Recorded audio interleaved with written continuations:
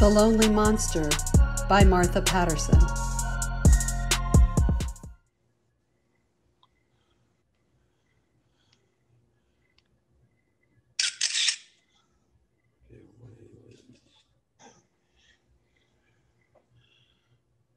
The cell phone. Great invention. We can record ourselves endlessly. Who would have imagined it a century ago? And I can share a good restaurant meal with a friend when I take a picture of it. Though, who really wants to know about that? But someone, somewhere, might like my selfie.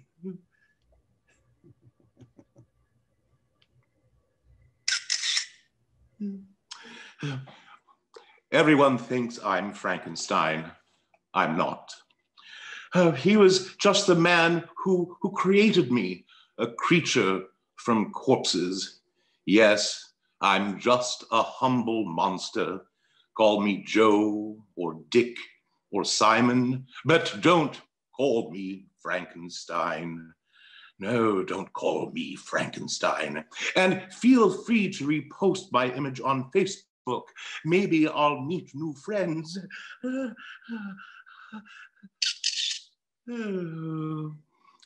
Prosperity. Was it worth it?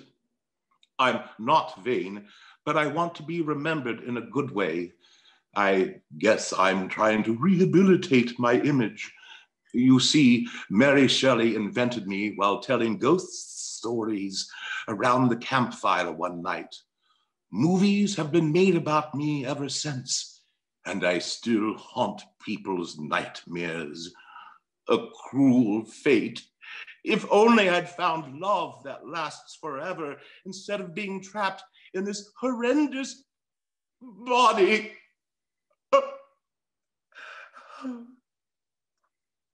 I begged the doctor in the story to make a lover for me, but he gave up.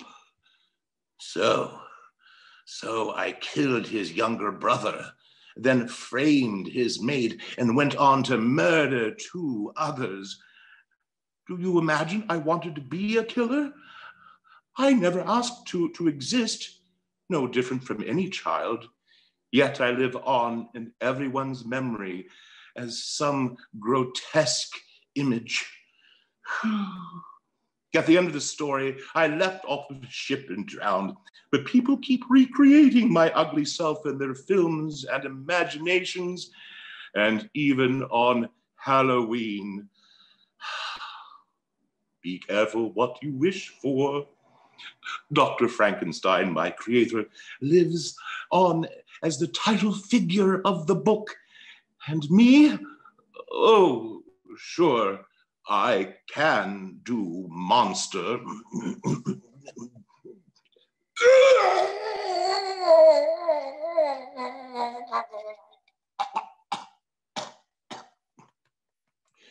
If only I had a beautiful lady monster to keep me company. I imagined kissing her and having companionship. I'm thinking of joining OK Cupid.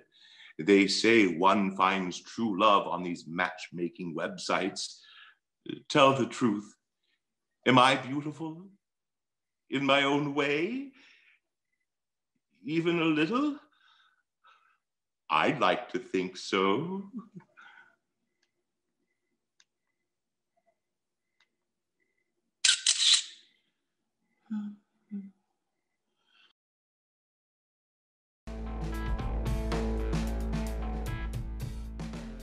Zoom Exhaustion by Lee Lawing.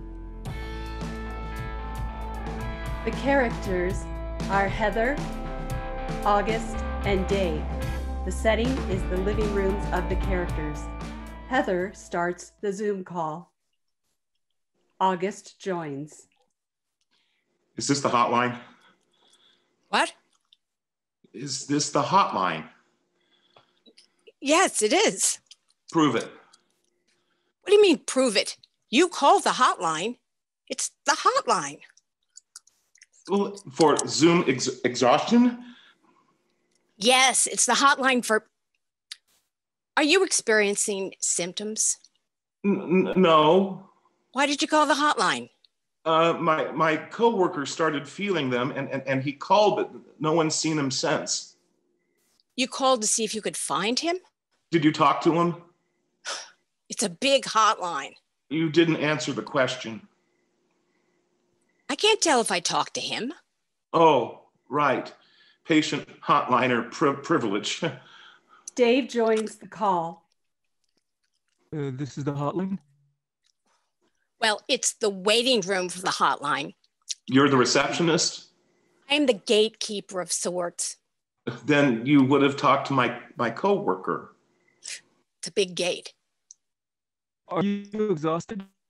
I am so exhausted. But don't say that. You should never let them know you're feeling that. Why not? His coworker's been taken. Taken? By whom?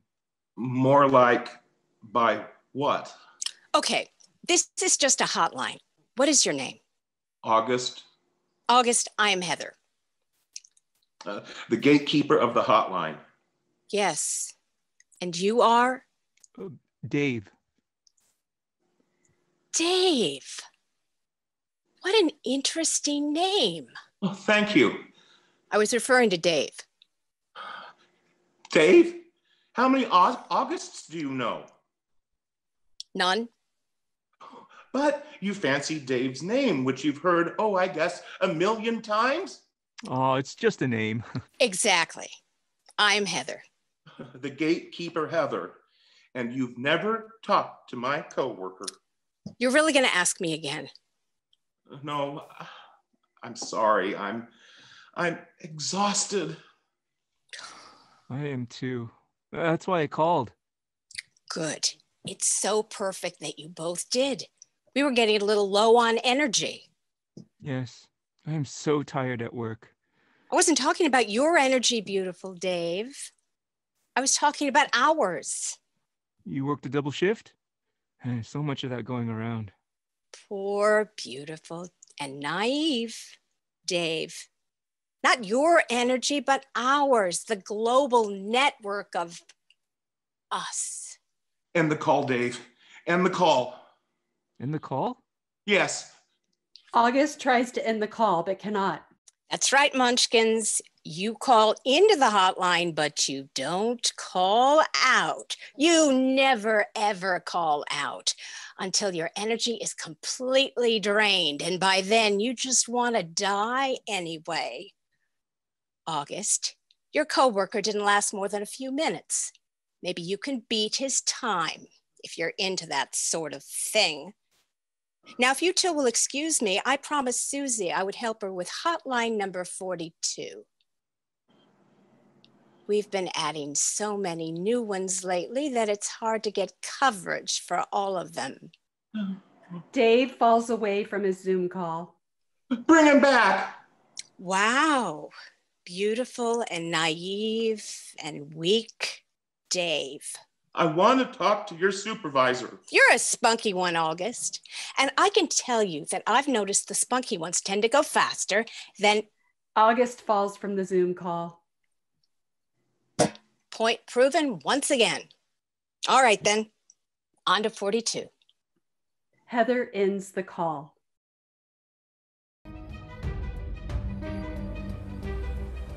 Selkie by Donna Latham. I found it. Memories come flooded back, splashed over me in waves as the old ones promised. I found it in the cellar, stumbled upon my precious gray coat, stashed in his double-locked oaken chest, stowed there, my skin, long lost and now found yesterday. When the fisherman left behind his skeleton keys, bolted off to carouse at the pub. Forgot keys that always clanged from a leather cord wound round his waist. The fisherman stole my skin years ago. He stalked shorelines with other ruffians, louts tall as they were broad, terrifying men armed with harpoons, clubs, chains. Men the old ones warned of, deep beneath the sea. Been 7 years since he captured me. I was reckless then, laughed away the old ones after cavorting in the waves. I lolled on shore, naked and pale. A pillow of coarse curls fanned beneath my head. I dozed in human form. Where, what treasure washed ashore? The fisherman caught me unawares. He loomed over me, blocked out the midday sun. I scrambled for my skin. He was quicker. He tucked my pelt under a massive arm, gripped my wee-webbed hand, hauled me to his shack like wreckage, forced me to be his wife. Gobsmacked by my unearthly beauty, so he claimed, as if that's enough to right a wrong. Straightaway villagers set to whispering. His big-bosomed mother elbowed fistwives aside, rose on tiptoe to whisper in his ear, better to keep Selkie ways out of her memory. Seafaring chums tapped leaky noses between puffs of smoke and chugs of brown drink. They hissed advice. Better tie lock the skin away. Hide a coat, steal her memories. Oi! Let's just see if he remember wild ways. Escape ye waters are black as the Isle of El's waistcoat. I glared at fisherfolk with fathomless eyes. No one gave a care for what I wanted. No wondered why I bolted each day to the shore. No fretted for loves I'd left behind. My seal husband, a mammoth bull both gentle and ferocious, or silver-spotted pups, enchanted all. I turned away, for I'd grant fisherfolk no satisfaction. They'd not spy 7 salt tears escape from my eyes. The sea gives, and the sea takes. One fine thing it's given me is patience. Patience over 7 long years. Trapped between earth and sea, belonging to neither, haunting both. The magic in me is old, old as the sea. Magic spoken in a tongue ancient as time. The fishermen's at sea today, out in a rickety boat. I hurl ancient words across the waves. You've no right to pluck a wild creature from the sea to keep it for yourself. Hurl words to terrify him. The sea gives and the sea takes. You took me from the sea. I'll give the sea a bit of you in return. Your boat's drain plug. The plug you kept latched with your skeleton keys, so you'd never forget it. I plucked it away with wee webbed hands. I hurl the plug into the waves, dive in the opposite direction. The old ones trumpet a welcome home. My seal husband and daughters surround me with sleek heads. They bark in joy. Nearly enough to right a wrong.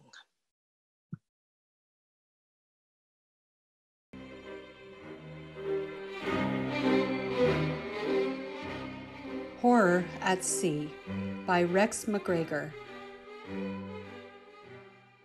Characters: chorus of sailors and a baby, played by a mature man. Odysseus, king of Ithaca, played by a mature man. And Pod, a harpy, played by a senior woman. Setting: on board a ship in the Atlantic. Time: 10 years after the Trojan War. Chorus holds a baby. Odysseus wears a crown. We shall turn back, sire. Avast and belay! Sailing west on the open sea is madness. Cowards! Scared of the ocean. Terrified of falling off the edge of the earth. like any Zeus-fearing sailor. Oh, you're milk-livered girls. With respect, sire, you're a misogynist. Speak plain Greek. He's anti-women. Shame. Grounds for mutiny. You dare defy me, Odysseus, king of Ithaca, inventor of the Trojan horse? We know who you are, sire. We've served you for 20 years. 10 in the war. And 10 roaming these Poseidon-forsaken seas. I can't help it if I get distracted. Every island has an enticing Circe or a bewitching Calypso. I'm fed up with being seduced. Let's go home. I miss my wife. I miss your wife, too. Oh, I'm in no rush to see Penelope. She'll always be faithfully awaiting my return. You hope? What? Oh, nothing. Did you say something? No, not me. I only met Her Majesty once. Did anything happen? I kissed her hand. That's all. I swear by the girdle of Artemis. There are no islands out here. Turn the ship around. Hurrah! Eastward ho, me hearties. Shiver the mainsails. Touch that thing up. It's awake. We need to sing it back to sleep. Oh, do what you must. I can't stand that screeching. I'm a sensitive soul. Rock-a-bye, baby, on the poop deck. No pooping. Yo-ho-ho and a bottle of ouzo. Off she goes. Dozing again. Oh, go. A female aboard a ship brings bad luck. With respect, sire, she is your daughter. According to that nymph. Accepting parental responsibility was the decent thing to do. I hope Penelope agrees. Holy Olympus! Look! A siren! Get out the beeswax, boys. Stuff it in your ears. Is that really a... Winged demon! Evil song alert! I once saw a mate jump overboard. He died in agony with a huge smile on his face. Oh, at last a delicious temptation. Just what I need. Sire, the creature will lure you to your death. No, not if I'm physically restrained. Quick, tie me to the mast. But... No, now that's in order. Aye, aye, sire.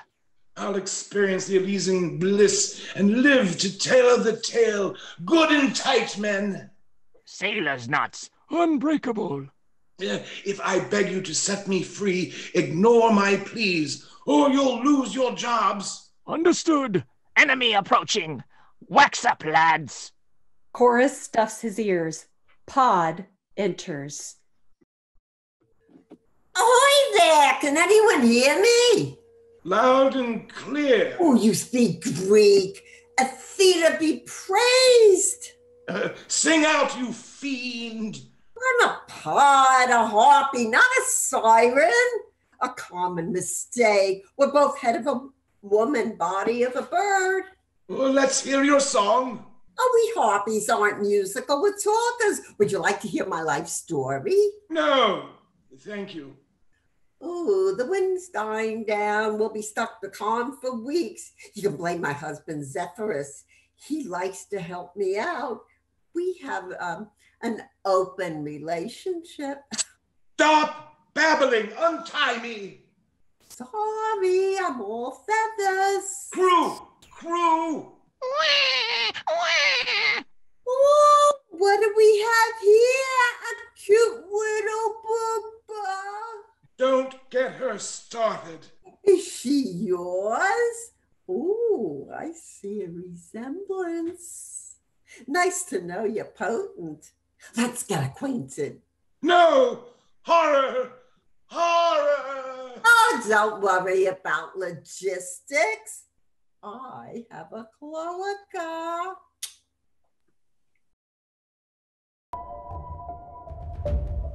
Just Kidding by Jack G. Hyman. Characters: Susie, on the edge of sweet, sour, hot, cold, needy, nervous, aloof, all at the same time. Wayne, an average guy, school teacher. Setting, the grounds of a local high school in the Midwest, 3:45 p.m. on a very cold Friday in January.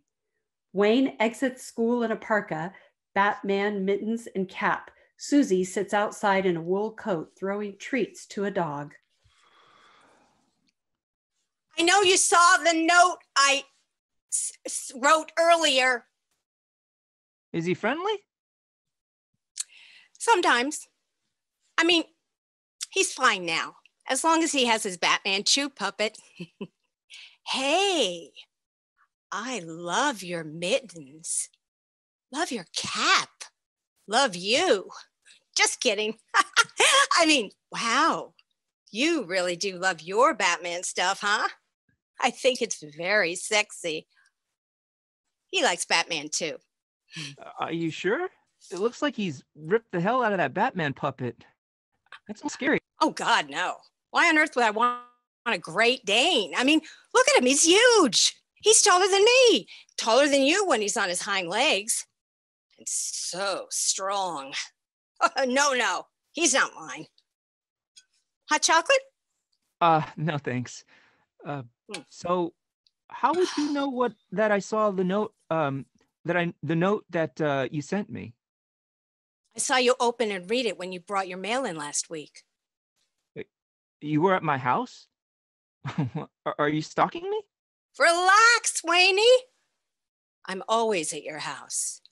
Your house is on my route. I'm a dog walker, remember? Since when are you a dog walker? Since studying animal psychology, how to communicate with animals, how to relate to animals, how to train them to do things, blah, blah. You mean like sit, shake, roll over, those kinds of things? Yes, exactly. And so much more. Dogs are so smart and so dumb at the same time. Kind of like men, you know? Just kidding. I mean, look at you. You're smart and good looking. And you must be a wonderful teacher. Come on, sit and tell me all about your work. I'm sure you don't need any training, do you? Thanks, Susie, but I have to be going. I could have sworn that you were a hairdresser or something like that. Oh, Wayne, you hardly know anything about me. And you should. You really should. I was a hair designer for men. For men? Men have hair designers? Yes, silly. Clearly you go to one. Your hair is perfect. Like you. Susie, please don't. We've talked about this, okay? So, why'd you stop designing men's hair? Terrible accident at the salon. Some very handsome guy was getting a hair treatment and his hair accidentally caught on fire. It was especially terrible because he had such a beautiful head of massively thick hair. Just like yours, Wayne. Oh my God, that's horrible. Was he okay? Define okay. Jesus, Susie, did he survive? Well, of course he survived, silly. But he has no more hair, and his scalp is terribly burned and scarred and a bit deformed. Oh my God, that's... How on earth did it catch on fire? Well, I'm not exactly sure. I mean, he and I were having a lovely conversation about getting together for coffee and spending the night at his place.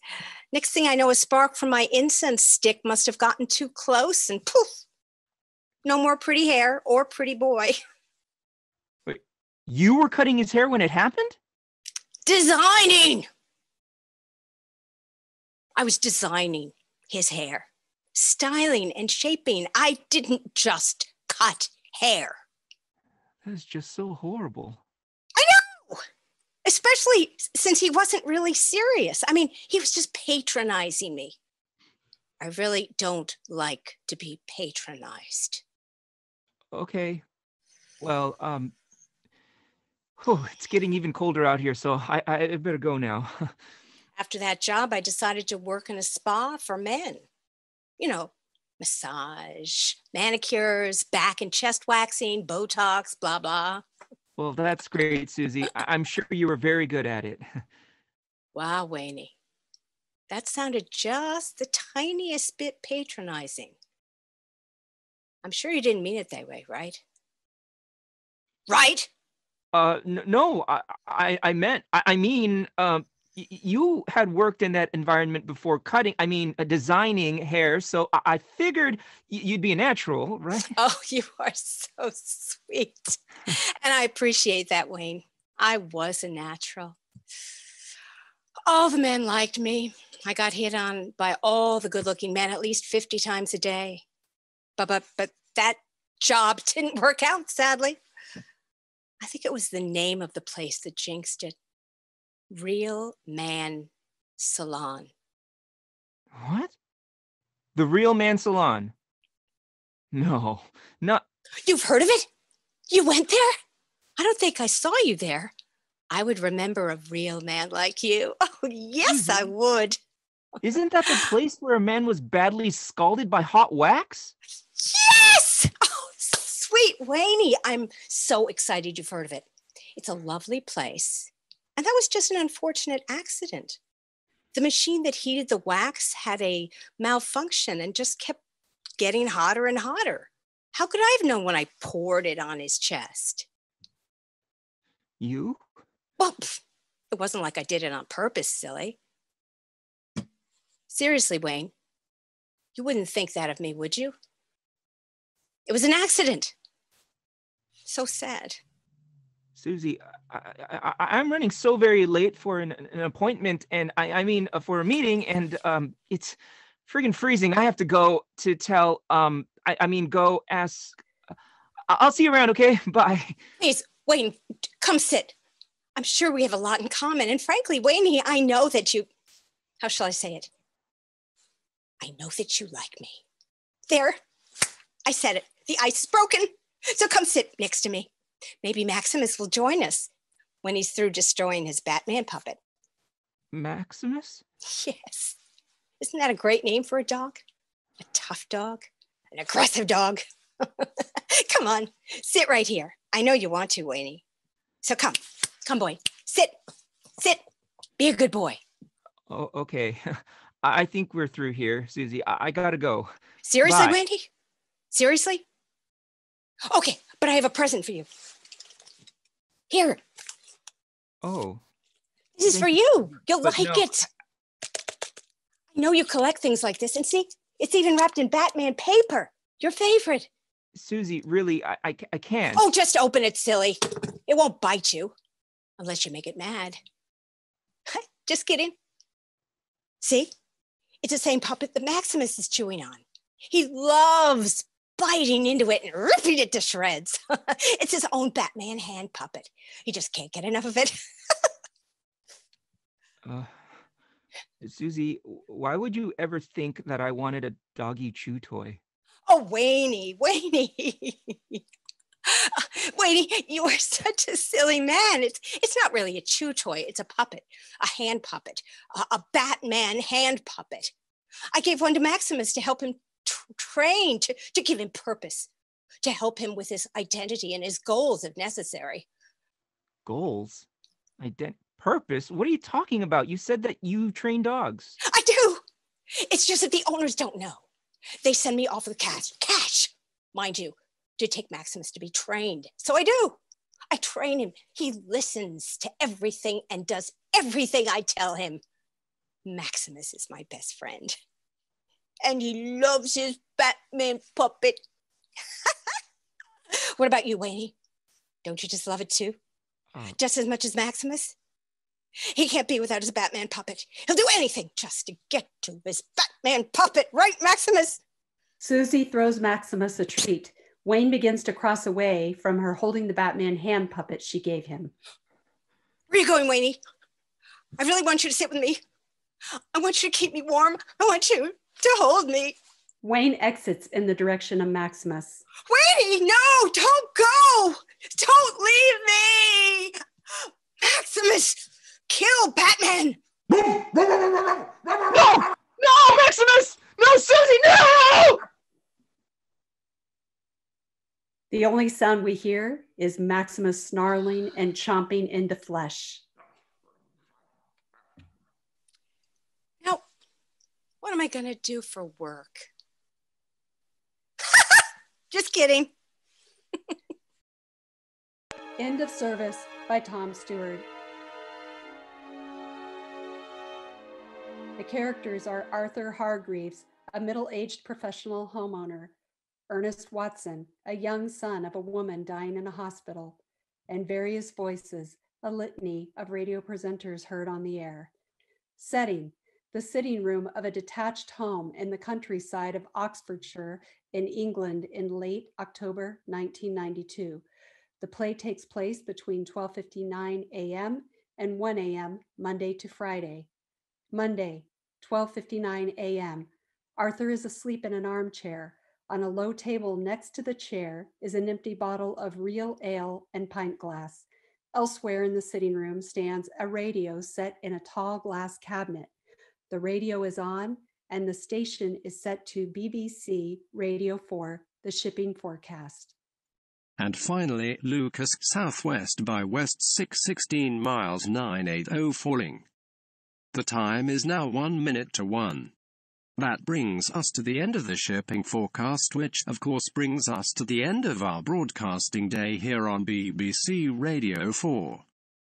Meanwhile on FM and medium wave, we fall silent while long wave joins the BBC World Service. Radio 4 will be back at 5 to 6 with the next shipping forecast, marking a brand new day for us here. I hope you'll be able to join us for some of it. On behalf of all of us here at Broadcasting House in London on Monday the 26th of October, thank you for your company and we wish you a quiet night. Good night.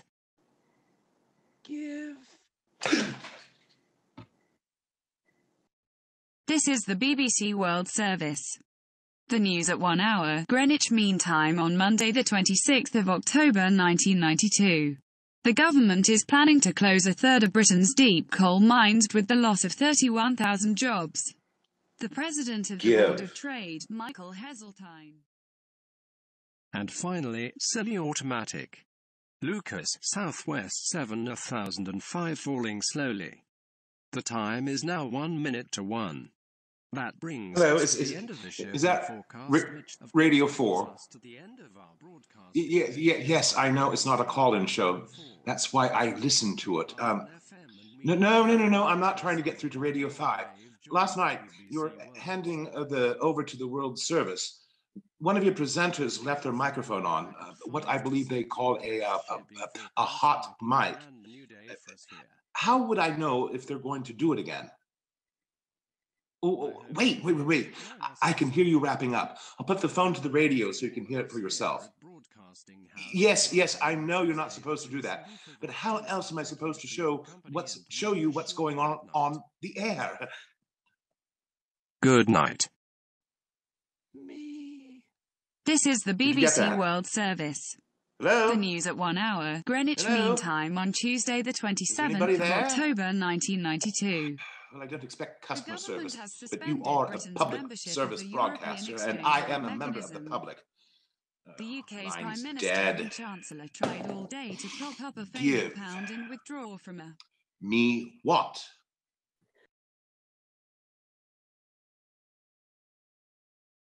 And finally, Ronald's Way. Southwest by south 6 continuous moderate rain 2 miles 988 falling quickly. The time is now 1 minute to 1. That brings us to the end of the shipping forecast, which of course brings us to the end of our broadcasting day here on BBC Radio 4. Dr. Hargreaves? Oh, Mo, my old chap. Everything all right? Meanwhile on FM and medium Evan Watson? Yes, I talked to the family today. No, she's a goner. Been comatose for days. I know you're reluctant to pull the plug. I think the son's getting leaned on by his church. Poor soul. Ernest. Nice boy, but not very bright. And if you can get him on his own, I think you might be able to convince him. Oh, I don't know. Tell him her spirit's waiting to go to heaven or something. On behalf of all Oh, of us here can I at call you back? Broadcasting House in No, London I on need to catch Wednesday, this. 28th of October. Thank you for your company and we wish you a quiet night. Good night. Peace. This is the BBC World Service. The news at 1 hour, Greenwich Mean Time on Wednesday the 28th of October 1992. A British monarch is to pay income tax for the first time since the 1930s.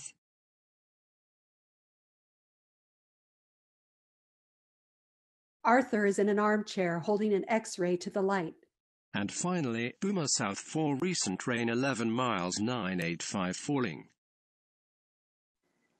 Arthur drops the X-ray, picks up the phone and dials.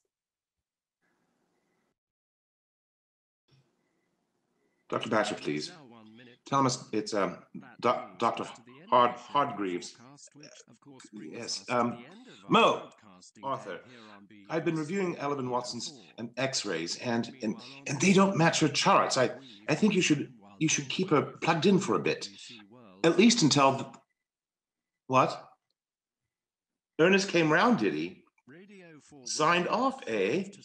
Oh, I hate to do this to you, old chap, but you're going to have to talk him back round. You told him what? Your spirit's waiting to go to heaven? Who told you to say that? I did.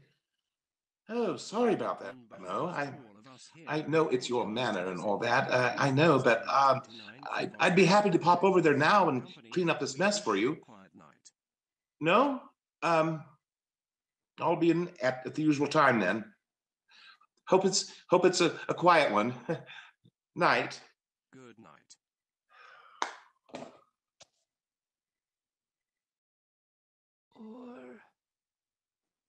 This is the BBC World Service.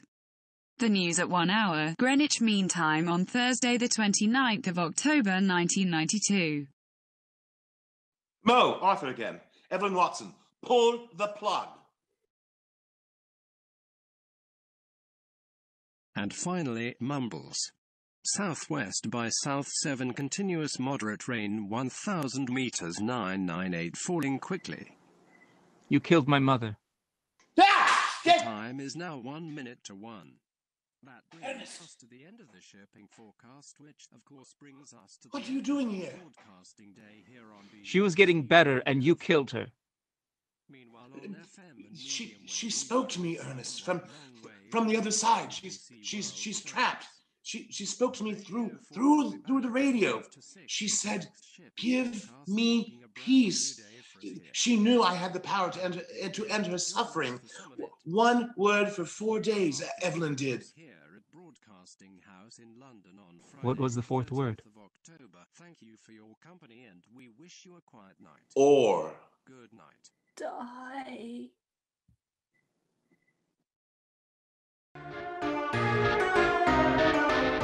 The Haunted Handbag by John Weagly. The setting is an internet confession site. I bought a bag at a thrift store, so it had a life before it met me. This bag, nice, isn't it? Roomy, stylish, practical. There's one drawback. It's haunted.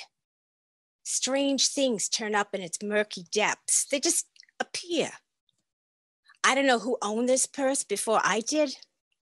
I don't know what happened to them. I don't know what message they're trying to send from the other side. The one thing I do know is they were a bit of a sexual deviant. This, for instance, this magazine. Spank my feet. This isn't mine. It just showed up. Some very creative compositions. I didn't know toes could do that. Magazines show up all the time. Playboy, Playgirl, Playpen, Penthouse, Hustler, Orgy, Swank, Cavalier, Leg Pageant, Boom, boob parade, butt spectacular panorama, and the innocuous sounding but oh so nasty high society. I feel like I have multiple subscriptions. Perverted periodicals are just the tip of the iceberg. I've also gotten strawberry and cherry and tangerine flavored oils, triple X movies on Blu-ray, DVD, and VHS, furry handcuffs, a cat of nine tails, and a couple items I had to look up online. That reminds me, I have to erase my search history. Now, I'm not a prude by any means. I've been around. I've done some stuff, and I've tried some things. At first, I was surprised by these gifts from the other side. It can be alarming when a box of purple condoms falls out of your purse at work, and they're not your purple condoms.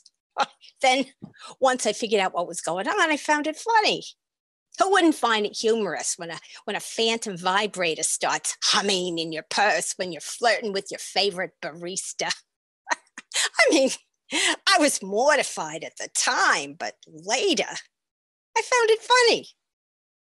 Now it's just tiring. Every day, more and more stuff shows up.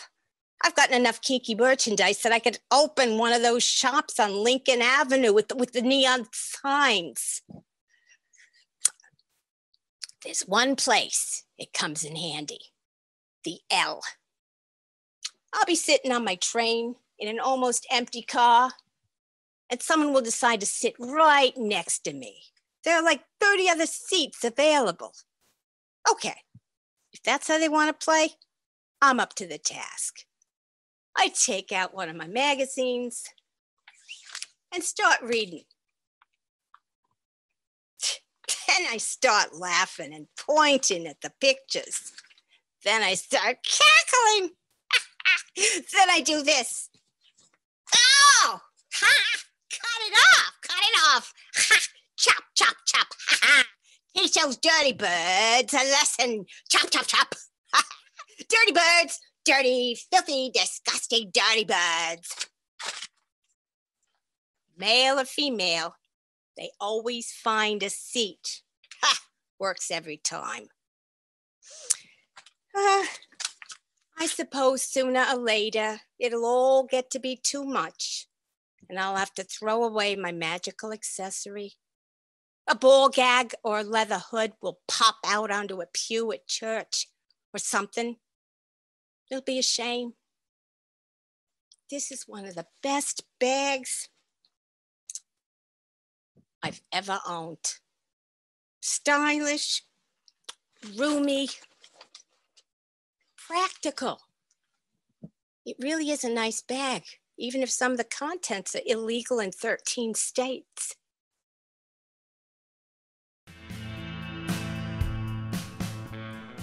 VERITAS by Thelma Virata de Castro. The characters are Mary, a 75-year-old woman, and Dick, a city councilman in his 40s. Setting in the near future, midnight in a back alley in one of the many unremarkable cities that make up greater Los Angeles. Although it is October, it is cold because hell has frozen over. Dick sits in the driver's seat of his car. Mary enters the car and slides into the passenger seat. She holds a baby wrapped in a blanket. Oh, well, I got the call today. And? The lab results are in, Dick. The baby is yours. What? Well, how can that be, Mary? I never thought you'd get pregnant. You're 75. Yeah, shit happens. Wait, are you sure the baby is mine? Look, I believe that Black Lives Matter, love is love, and science is real. Oh man, I'm screwed. The election is in less than 2 weeks. He cares that you're running for re-election. You're a no-name councilman in a no-name city doing a job no one else wants. Then why did you sleep with me? What else am I supposed to do to keep warm? May I remind you, hell has frozen over. I kept the engine running so we could feel the heat. Is the baby warm enough? It's fine. I'm not used to you calling it it. When are you going to give the baby a name? Look, I've never been sentimental. Do you want to name it? Me? I just learned that I'm the father. I haven't thought of a name. You're not the greatest planner. You didn't even use a condom. Well, who knew birth control would even be an issue with a senior citizen?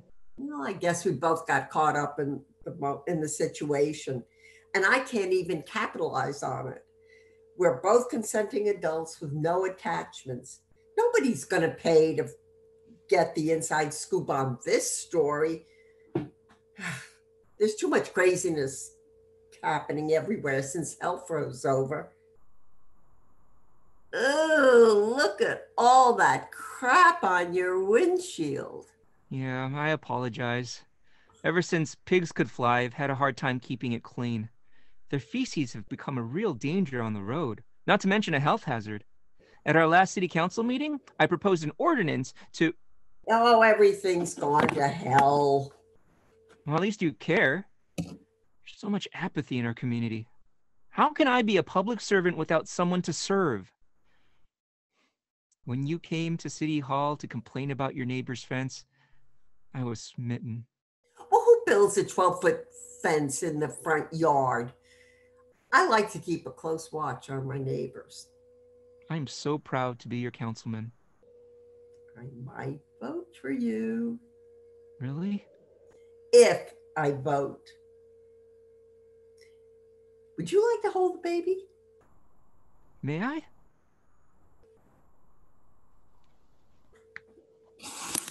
Watch the head. Like this? Yeah. It's got your eyes. You think? Mm-hmm. You ever imagine you'd have a kid? Never. But holding this little wonder, this may be the most important job I've ever had. Whoa, you're getting kind of heavy. Oh, yeah. I take this new responsibility very seriously.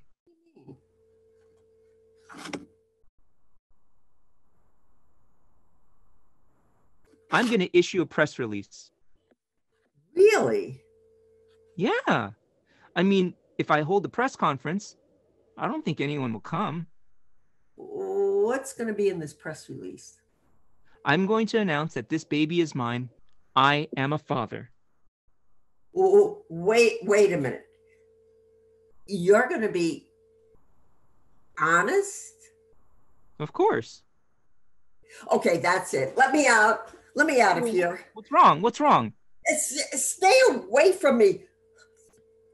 Flying pigs I can take. Hell freezing over, you get used to it. But an honest politician.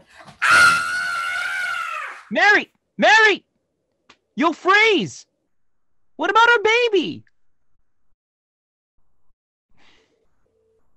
I'm gonna name you Veritas. Veritas, the truth. Hush, little baby, don't say a word. Papa's gonna buy you a mockingbird. And if that mockingbird won't sing...